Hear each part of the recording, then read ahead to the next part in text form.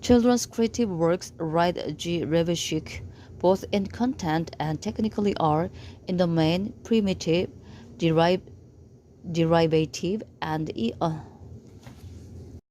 However, we can also readily see in this story what might be noted with regard to all children's creative work in general, the imperfection of this creation, which is disclosed if we consider it from the point of view of the requirements that we make of serious literature.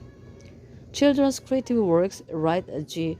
Revishek, both in content and technically are, in the main, primitive, derivative, and uneven, and fail to observe the principle of gradually increasing tension.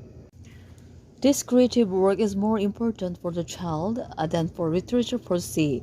It would be incorrect and unfair to consider the child as if he were a professional writer and to make the kind of demands on his work that we make of adult professionals. Children's creative writing has the same relationship to the writing of adults as children's play has to life. Play is necessary to the child himself, just as children's creative writing is necessary, first and foremost, for the proper development of the powers of the young author himself.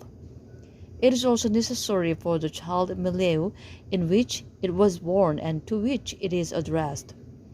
This, of course, does not mean that children's creative writing must arise exclusively out of the spontaneous motives of the children themselves, or that all manifestations of creativity are of equal value, and that they must all satisfy only the subjective taste of the children themselves.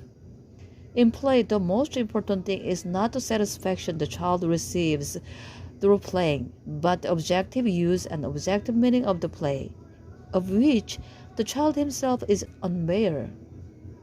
This meaning, as is well known, involves the development and exercise of all child powers and latent strengths. In the same way, children's creative writing may be stimulated and guided from without and must be evaluated from the standpoint of the objective significance that it has for the development and education of the child.